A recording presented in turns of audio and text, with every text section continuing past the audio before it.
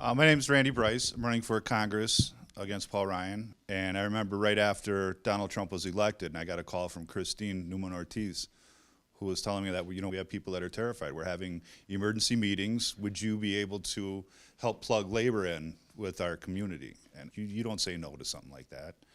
Your neighbors are scared. You go help them. That's the way that I was raised. It's basically a bully in the White House going after people that, brought here, average age was 6 years old. This is the only home that people know. They're Americans in my book. Let's take care of our people. Did you know these guys? I knew two of them, worked with one of them, and one of their brothers. It happened on that side. It was around the corner. OSHA was here that day, and a lot of people went home. Otherwise, there probably would have been more people that got killed. The thing is that they pushed it.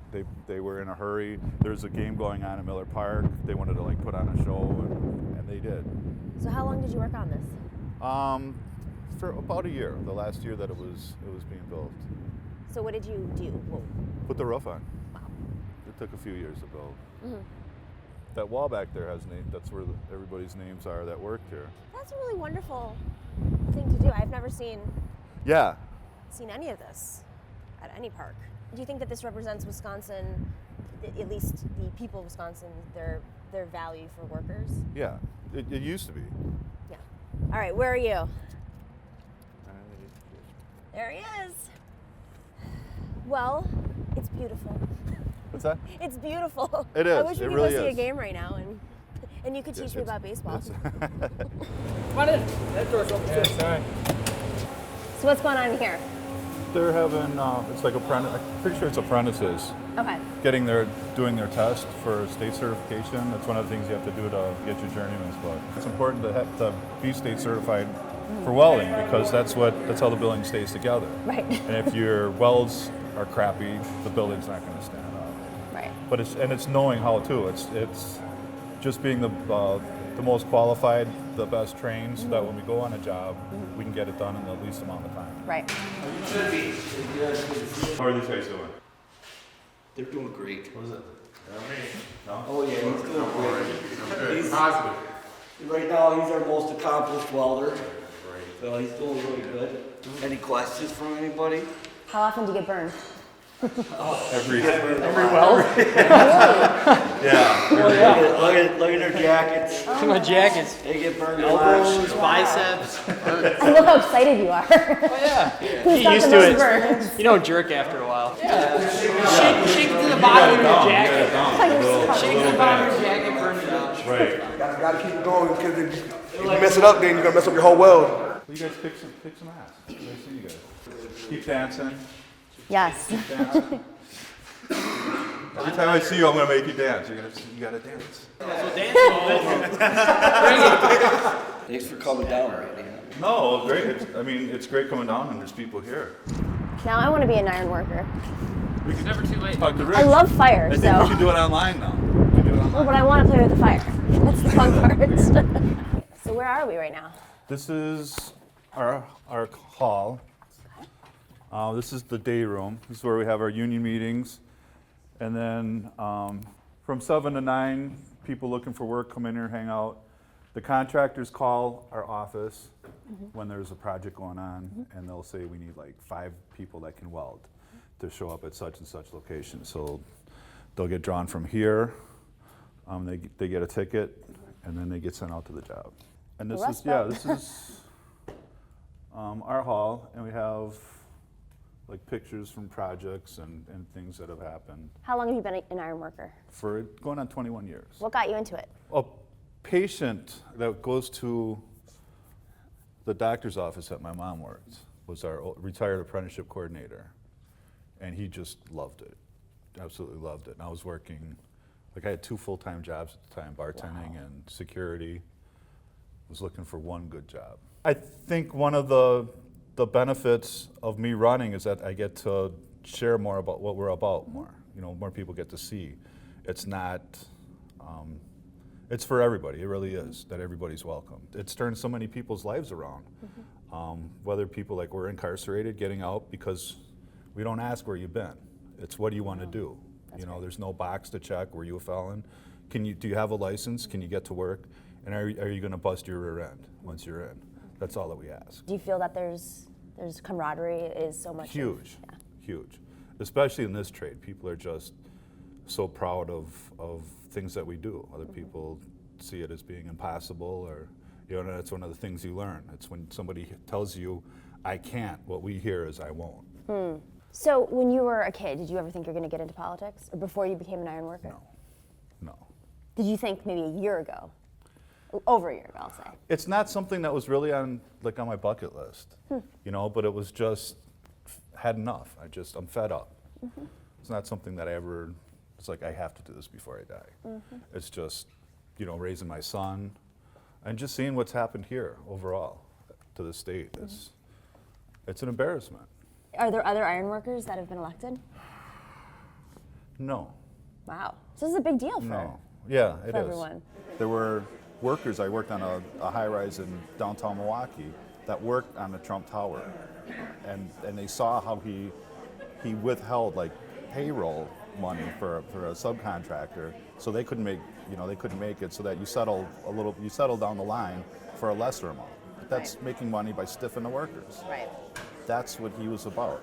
So it's now all that buyer's remorse is being swapped around, and people they're like, look, this is a guy that does the actual work. He builds things with his hands. And I mean, I can drive around through the area with my son, pointing out, Dad built that. It's at the point now where he's like, shut up, Dad, I know, you built that already. But it's a lot different from my story compared to Donald Trump. And that's one of the big things that I'm always told is just be authentic, just be you.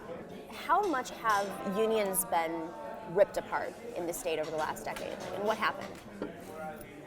It's been unbelievable how it's changed. I was just talking last night after the recall. We tried to recall Scott Walker. He was elected. He put forth Act 10, which is going to strip public sector unions of the right to collectively bargain. Public sector workers were born here. The public sector was born in Wisconsin. Workers' comp was also created here. Local 8 wrote the book on how to put wind turbines out. Wow. So that's something that we were starting to get into. Scott Walker came and got elected.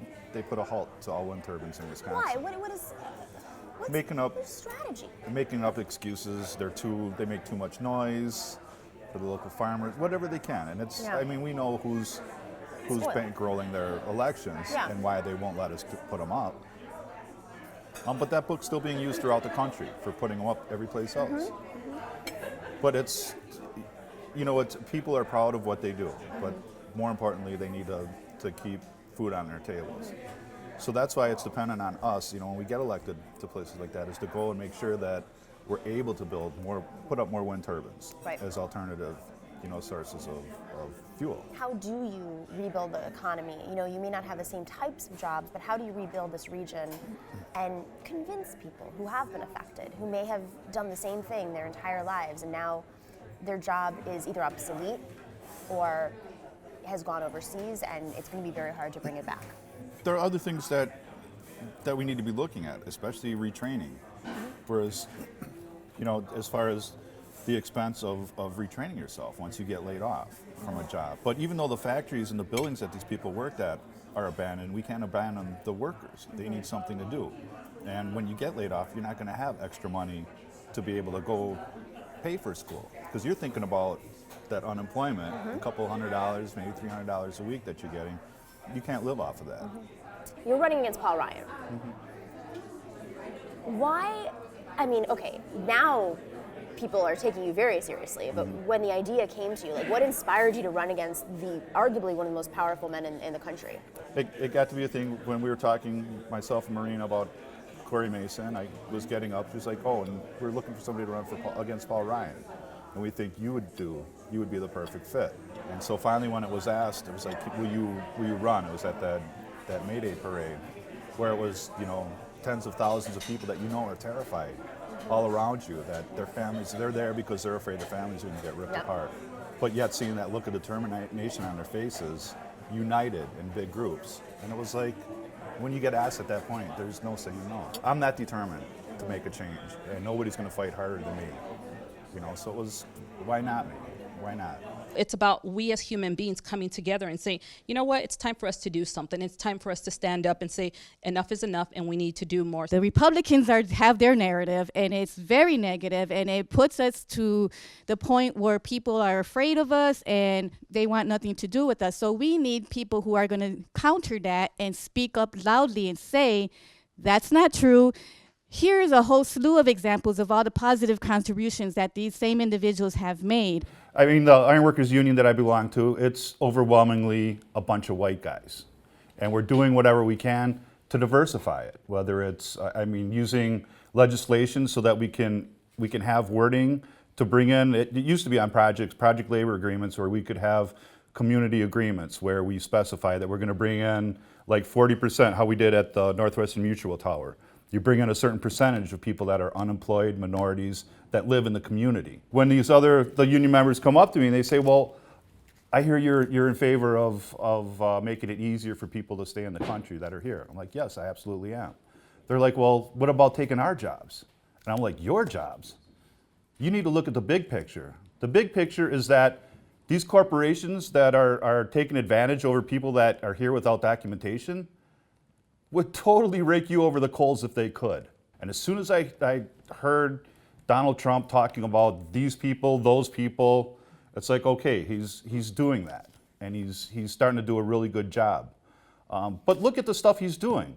His own legislation, what he wants to do as far as how he's handling immigrants, his own family would not have been allowed into the country based on what he's doing. But this resistance involves, like National Adapt, hopping on planes to go to Washington, D.C., to get arrested in wheelchairs, standing up for people like us who can't make it to Washington, D.C.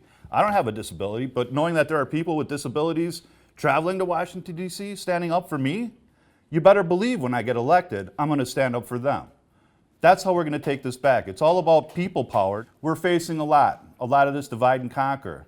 And the way to fight it is to put the unity into the community. Gee, I don't think most people would think that Wisconsin is the epicenter for DACA recipients, but what we're seeing is that there are so many different communities of immigrants from all over the country who are not just Latino or Central American, but from everywhere. Right, and it's a very diverse group of people that immigrated here. And just the fact of going and picking on any one group, as soon as you see that happen, you know there's going to be another group. And that's what's been going on and that's how he got elected too, was getting people pointing the finger at other people saying it's their fault, you don't have something. I'm going to fix it when I get in. Well, he's just doing more damage. Well, he talked about draining the swamp, but nobody knew that what he was going to fill it back up with was going to be a lot more toxic than swamp water. But I think if we could go back and vote again, the results would be different. Today? Yes. Yeah. In Wisconsin, do you think so? I do. Wow. I do. Just the people see that he was full of crap. He didn't mean it. Yeah. And then with that book, it looks like he didn't even want to be president. Right. Yeah, it's horrible that we have a bully for a president, and it's horrible that nobody else is standing up to him, too. Like Paul Ryan, Speaker of the House and Congress, who had said that he's going to let him go along and do what he's doing because Donald Trump is letting him get his agenda passed. These are scary times, but the way that we're going to be able to take things back is to be involved after the election, not knocking on people's doors a couple weeks before. That's where I think the Democratic Party needs to go, is to be involved in people's lives 24/7 and prove that we're there for people, for all the people, not just the rich ones that turn our elections into auctions.